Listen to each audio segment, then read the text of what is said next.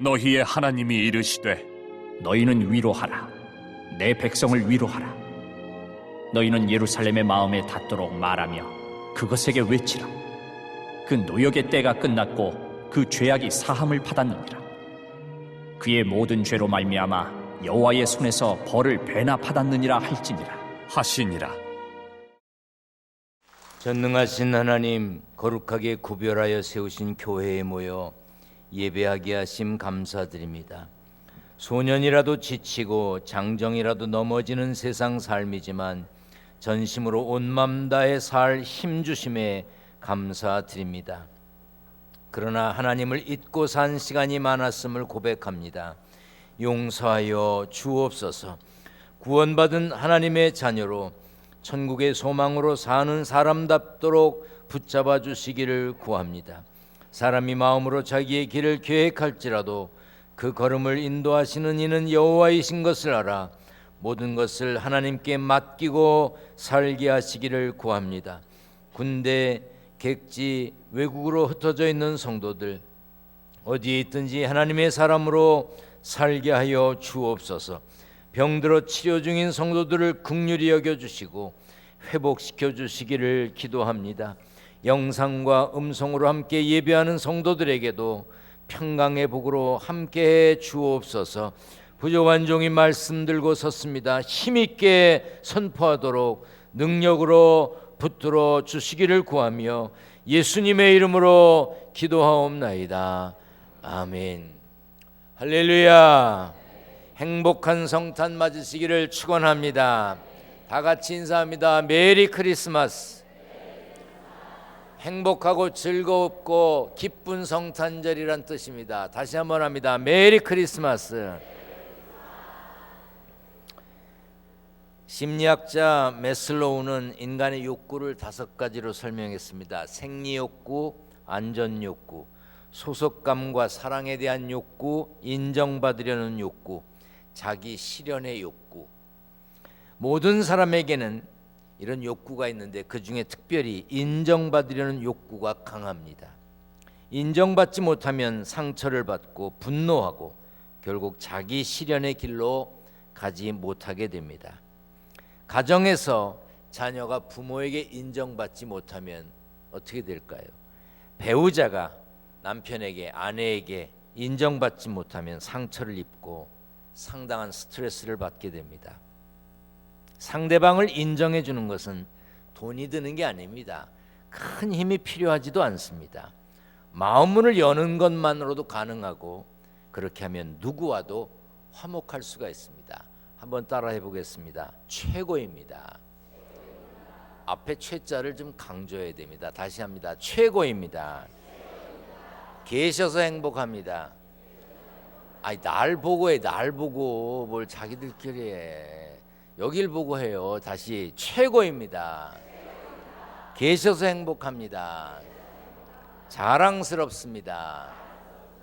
이제 여러분끼리 하는 거예요. 다시 합니다. 최고입니다. 계셔서 행복합니다. 자랑스럽습니다. 여러분 집에 자녀들에게 최고다, 좀 마음에 안 드는 구석이 있어도 뭐 있지, 그러나 그래도 네가 최고다, 응? 네가 있어서 내가 행복하다, 응? 자랑스럽다, 그래봐요. 아유 저걸 낳고 미역국을 먹었다니, 그러면 안 돼. 남편에게, 아내에게도 마찬가지입니다. 그러면 잘하고 싶은 거예요. 오늘부터 이제 만나는 분들에게, 남편에게, 아내에게도, 또 자식에게도, 친구에게도 이렇게 인사합니다. 한번 해볼 텐데 또 잊어버렸을까 봐 연습을 먼저 하겠습니다. 최고입니다. 계셔서 행복합니다. 자랑스럽습니다. 자, 3가지를 빼놓지 않고 해야 됩니다. 시작. 자, 인사합니다.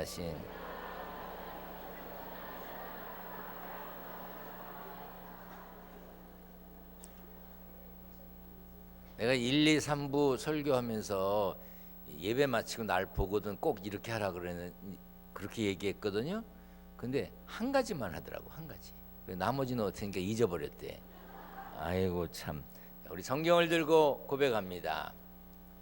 저는 예수 믿어 구원받았습니다. 저는 예수 믿어 하나님 자녀 되었습니다. 저는 예수 믿어 천국 백성 되었습니다. 하나님께서 선물로 주신 오늘 하나님 말씀으로 가르침을 받습니다. 눈을 열어 주의 법 안에 있는 놀라운 진리를 보고 깨닫게 하소서. 아멘으로 순종하여 하나님께 영광 돌리는 삶 되게 하소서. 아멘. 그런 삶이 되시기를 축원합니다. 오늘 본문의 이스라엘 백성들은 하나님을 떠나 우상을 섬겼습니다.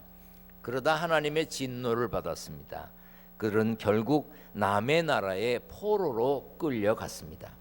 하나님의 심판 중에도 살아남기는 했지만 포로 생활로 지칠 대로 지쳤습니다. 그들은 낙심하고 절망 상태로 살게 되었습니다.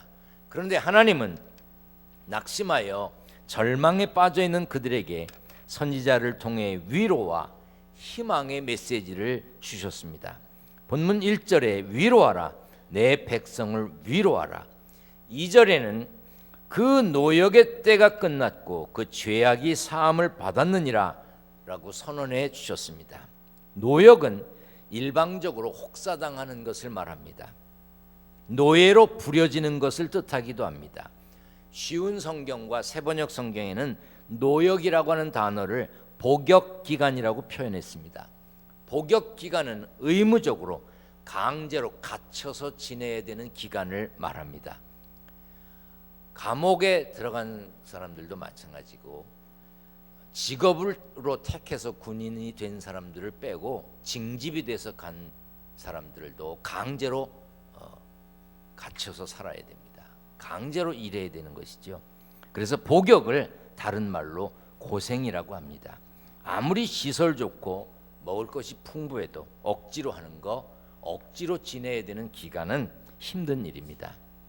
누가 군대 간다 그러면 어른들이 아유 요즘 군대가 군대냐, 먹는 거 잘 나온대지, 뭐 휴대전화 쓴대지, 일과 시간 끝나면 외출 나간대지, 아이고 너무 좋아졌대, 좋대. 그럼 가볼래요? 거기 한번 다시 가볼래요?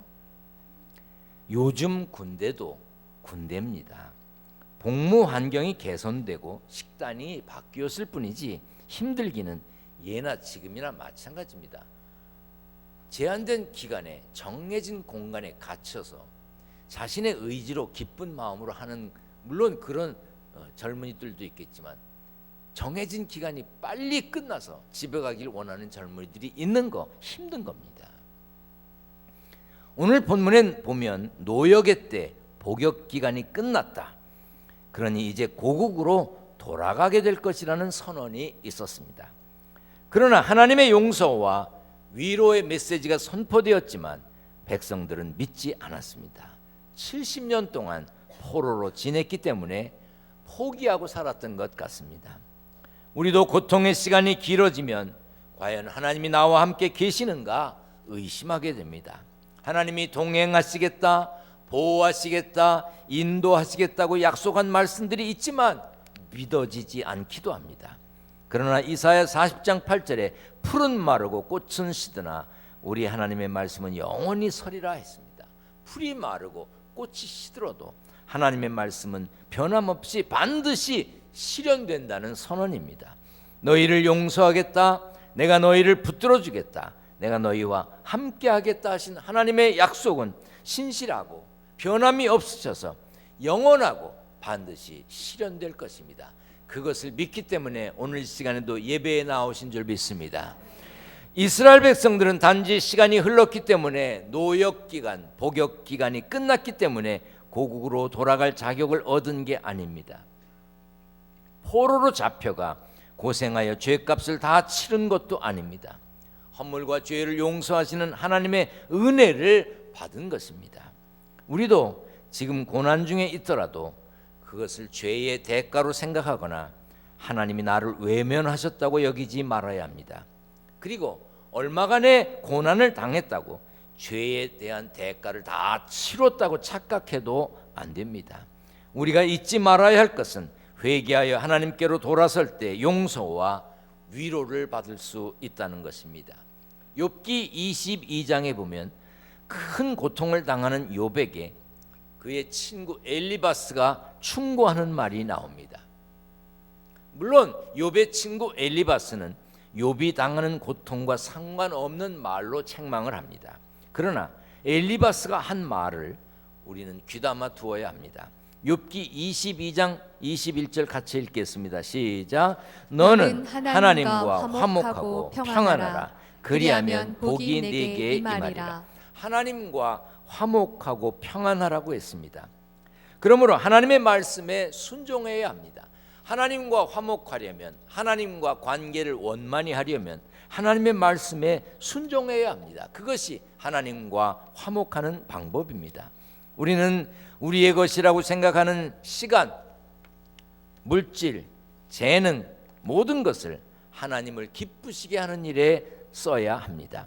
그것이 하나님과의 화목을 이루는 방법이며, 그래야 하나님이 주시는 복이 우리에게 임하는 것입니다. 전등의 스위치를 켜면 불이 들어옵니다. 그것은 그 전등하고 발전기하고 연결되어 있다는 뜻입니다.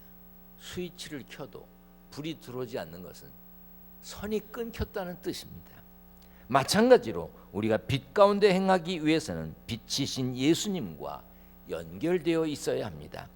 예수님과 연결되어 있는 영적 줄이 끊어지면, 빛이신 예수님의 품에서 벗어나게 되면 우리가 거할 곳은 어둠의 세상입니다.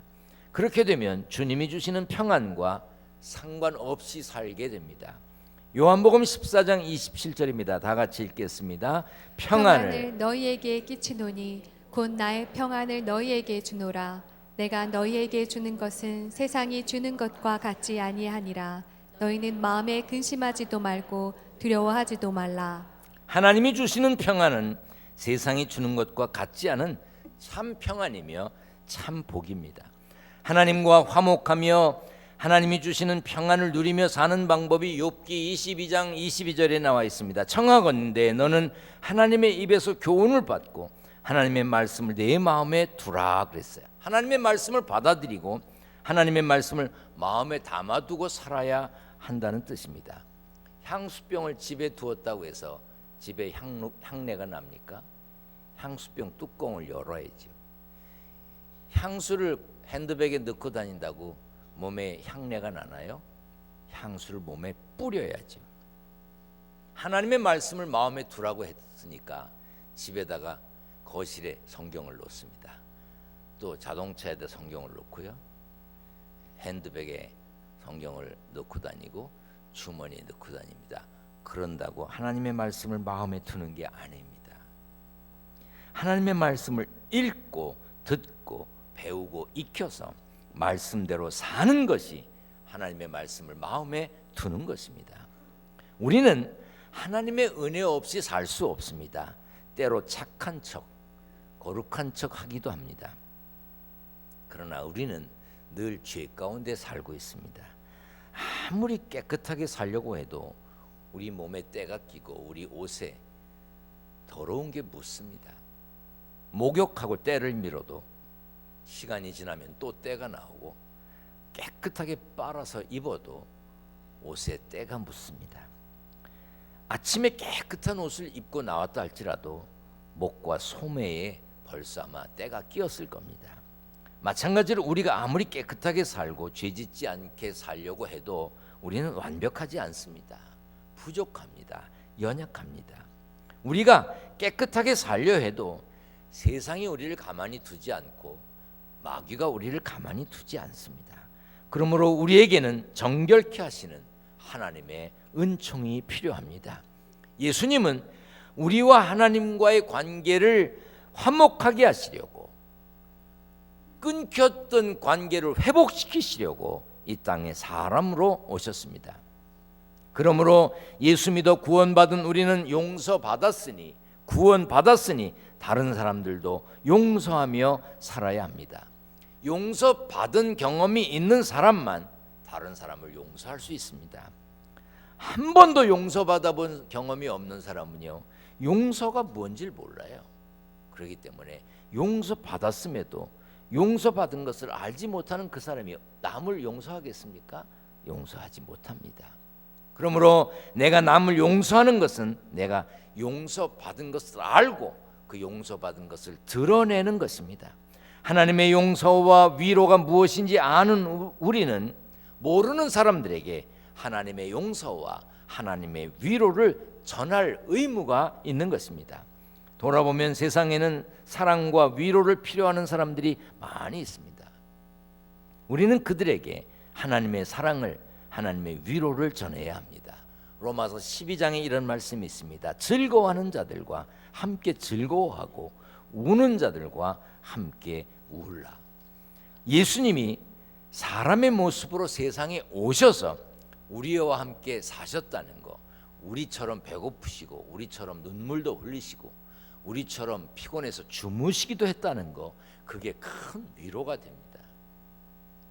여러분은 그런 경험이 없으신가요? 무언가 내가 잘해보고 싶은 게 있는데 잘 안 되는 게 있어요. 그런데 어떤 사람은 탁월하게 잘합니다. 그런데 그 탁월하게 잘하는 사람이 텔레비전 이런 데 나와가지고 실수를 해요. 그럼 여러분 어떤 마음이 듭니까? 아이고 틀렸구나 이런 생각이 드시죠? 저는요 통쾌해요. 저 사람도 틀리는구나. 그러니 뭐 나 틀리는 건 당연하지 이런 생각이 들어. 위로가 되더라고. 나만 그런가 봐, 사람이 못돼서. 그래서 막 뭐 전문가들 있잖아요, 막 연주자들이 나와서 막 연주하다 끽 소리 나면요 마음에 좋아. 그 운동선수들이 뭘 하다가 탁 실수하잖아요. 아이 그래, 그럴 때도 있지. 막 홈런 타자가 홈런 치는 것도 통쾌하지만요, 삼진 아웃 될 때 그렇지. 왜? 나도 그 망쳐놓은 데 가서 치면 10개 치면 서너 개밖에 안 맞더라고. 그렇지, 나도 안 맞는데 뭐 4번 타자라고 맞아. 통쾌해. 이게 위로가 된다는 말이에요. 성탄은 위대하고 위대한 사건입니다. 역사를 기원 전과 기원 후로 바꿀 만큼, 나눌 만큼 위대한 사건입니다. 성탄은 어둡던 이 땅이 밝아오는 사건이고 시온의 영광이 빛나는 사건이며 오래전 선지자들이 꿈꾸던 복이 실현된 사건입니다. 그러니 대단한 사건이죠. 구원의 길 되시려고 세상에 오신 예수님을 구세주로 믿는다는 이유 하나만으로 우리를 조건 없이 용서하신 것처럼 우리도 용서하며 살아야 됩니다. 위로가 뭐지요? 외로울 때 같이 있어주고, 기쁠 때 같이 웃어주고, 슬플 때 함께 울어주고, 그러는 것이 위로이고 사랑입니다. 우리가 위로다, 격려다 하는 것을 너무 단어로만 알고 있습니다. 인터넷에서 봤던 좋은 글이 있어서 이제 이걸 오늘 설교 시간에 사용하려고 그랬는데 우리 기획실에서 영상으로 만들었습니다. 그리고 박은숙 집사님, 다음 주일에 권사 되실 그 박은숙 집사님이 고운 목소리로 여기 깔아주셨어요. 우리 한번 같이 보겠습니다.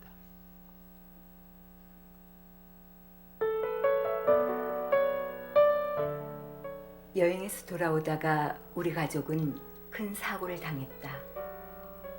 그 사고로 나는 보조다리와 목발 없이는 걸을 수 없게 되었다. 나보단 덜했지만 아빠도 목발 없이는 걸을 수가 없었다. 나는 사춘기를 보내며 죽고 싶을 정도의 열등감에 시달렸다. 밥도 잘 먹지 않고 울며 하루하루를 보내고 있을 때 위안이 되어준 사람은 아빠였다. 아빠는 나와 똑같은 아픔을 가지고 있었기 때문에 나의 아픔을 낱낱이 알고 있었다. 아빠의 사랑으로 나는 무사히 사춘기를 넘기고 대학에 입학하게 되었다. 대학 입학식 날 아빠는 내가 자랑스럽다고 하시며 눈물을 글썽이셨다. 입학식을 끝내고 나올 때였다. 눈앞에 아주 긴박한 상황이 벌어지고 있었다. 한 아이가 차도로 뛰어들고 있었던 것이다. 그런데 내 눈앞엔 믿을 수 없는 일이 일어나고 있었다. 아빠가 목발도 없이 아이를 향해 전속력으로 달리고 있었던 것이다. 나는 내 눈을 의심하며 아빠가 그 아이를 안고 인도로 나오는 모습을 지켜보았다. 아빠! 나는 너무 놀라 소리쳤지만 아빠는 못 들은 척 목발을 양팔에 끼고는 서둘러 가버렸다. 엄마! 엄마도 봤지? 아빠 걸으시는 거. 놀라지 말고 엄마 말 잘 들어. 언젠가는 너도 알게 되리라 생각했어. 사실 아빠는 목발이 필요 없으신 분이셨어. 그 사고 때 아빠는 팔만 다치셨지만 4년 동안 목발을 짚고 다니신 거야. 같은 아픔을 가져야만 아픈 너를 위로할 수 있다고 말이야. 나도 모르게 울음이 터져나왔다. 울지 마. 아빠는 너를 위로할 수 있는 자신의 모습을 얼마나 자랑스러워 하셨는데. 앞서 걸어가는 아빠를 보고 있는 나의 분홍색 파카 위로 눈물이 방울방울 흘러내렸다. 마음이 아픈 날이면 나는 늘 아빠 품에 안겨서 울었다. 그때마다 소리내어 운 것은 나였지만 눈물은 아빠 가슴 속으로 더 많이 흘러내렸다.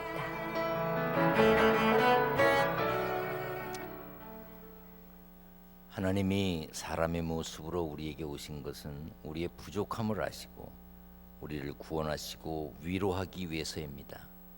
멀쩡한 아버지가 장애가 된 딸의 아픔을 위로하기 위해 스스로 장애를 가진 사람의 모습으로 살았던 것처럼 하나님은 우리와 같은 모습이 되시려고 낮은 자리에 오셨습니다. 그래서 우리는 성탄절을 기다리며 기대해야 하는 것입니다.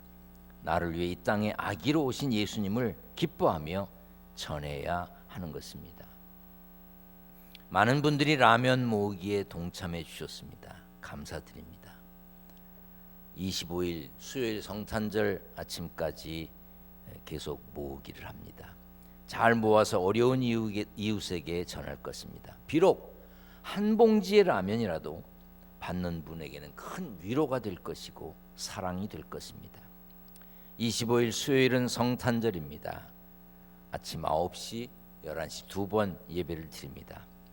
찬양대가 칸타타도 준비했습니다. 농학교의 성도들이 9시 예배, 11시 예배 두 번 다 참석하면서 함께 찬양하고 은혜를 나누겠다고 연락을 했습니다. 주보에 성탄절 헌금 봉투도 넣어드렸습니다. 동방 박사들이 아기 예수님께 황금과 유향과 모략을 드렸던 것 같은 마음으로 정성껏 드리시길 바랍니다. 분명히 알아야 되는 것은 성탄절의 주인공은 산타클로스가 아니라는 것입니다. 성탄절을 해피 홀리데이, 행복한 휴일이라고 격화시키려는 사람들이 있습니다. 성탄절은 행복한 휴일이 아닙니다. 메리 크리스마스입니다. 즐거운 그리스도의 오신 날을 기뻐하는 날입니다. 우리는 성탄절에 사람의 몸을 입고 이 땅에 오신 예수님을 전하고 예수님의 사랑과 위로를 전해야 됩니다. 물론 우리도 힘듭니다. 삶에 무거운 짐이 있습니다. 아픔도 있습니다. 그것 때문에 탄식하는 분들도 있습니다. 여러분 중에 해야 되는 일, 맡은 일 때문에 어깨가 무거운 분이 있을 겁니다. 집어던지고 싶고 하기 싫은 분도 있을 겁니다. 여러분들이 책임져야 하는 식구 때문에, 부모님 때문에, 자식 때문에, 형제 때문에 한숨 쉬는 분들도 계실 겁니다. 그러나 어쩌면 그 짐이, 그 어려움이, 그 삶의 짐이 여러분의 삶의 이유일 수도 있는 겁니다. 1919년에 세상을 떠난 미국의 26대 대통령 루즈벨트는 항상 안경을 2개를 가지고 다녔습니다. 저도 안경이 많이 발달해서 감사하지, 여기 근시도 약간 들어있고 난시도 들어있고 또 돋보기도 들어있습니다. 만약 다중 초점 안경이 없었더라면 저도 아마 안경을 2개는 가지고 다녔어야 했을 것입니다. 루즈벨트 시절에 1900년대에 안경은 무거웠습니다. 그리고 안경집도 딱딱했고요. 대통령이지만 그 안경을 주머니에 넣고 다니는 게 불편했습니다. 힘들었습니다. 그런데 슈렌크라고 하는 사람이 루즈벨트를 죽이기 위해서 총을 쐈습니다. 그 총탄이 루즈벨트 가슴에 맞았습니다. 경호원들이 루즈벨트를 병원으로 옮겼어요. 그런데 총에 맞은 루즈벨트가 멀쩡했습니다. 그 총탄이 안경집에 맞았던 겁니다. 안경과 안경집은 박살이 났지만 루즈벨트는 멀쩡했습니다. 그때 그가 이렇게 말했습니다. 무거운 안경집이 항상 귀찮은 짐인 줄 알았는데 나의 생명을 구했습니다. 아프리카 선교사 한 명이 원주민과 강을 건너게 됐습니다. 그런데 강을 건너려고 하는데 원주민이 무거운 돌을 선교사에게 안겨주면서 이걸 안고 강을 건너라고 하는 거예요.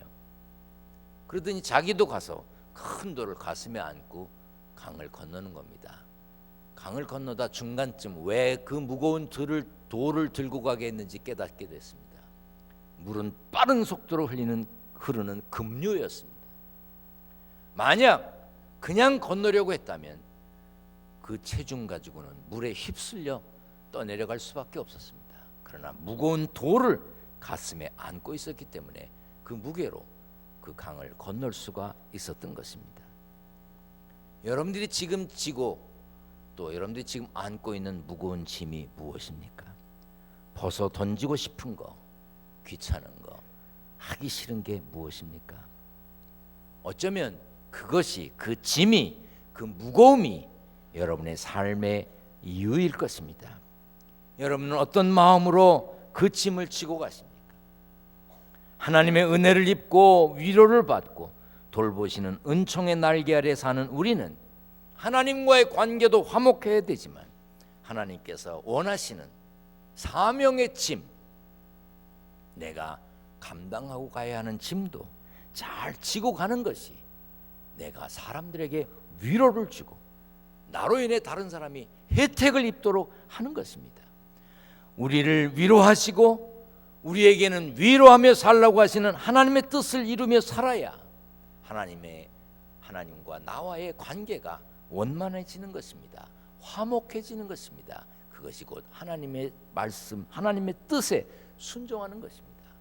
사랑하는 여러분, 위로해 주시고 위로하며 살라고 하시는 하나님, 용서해 주시고 용서하라고 하시는 하나님의 말씀의 뜻을 따라서 하나님의 뜻대로 하나님의 말씀대로 사는 믿음의 승리자들이 되시기를 축원합니다. 축원합니다. 전능하신 하나님, 하나님의 은혜를 입고 위로를 받고 돌보시는 은총의 날개 아래 사는 우리, 하나님과 화목하여 평안한 관계를 유지하며 살게 하여 주옵소서.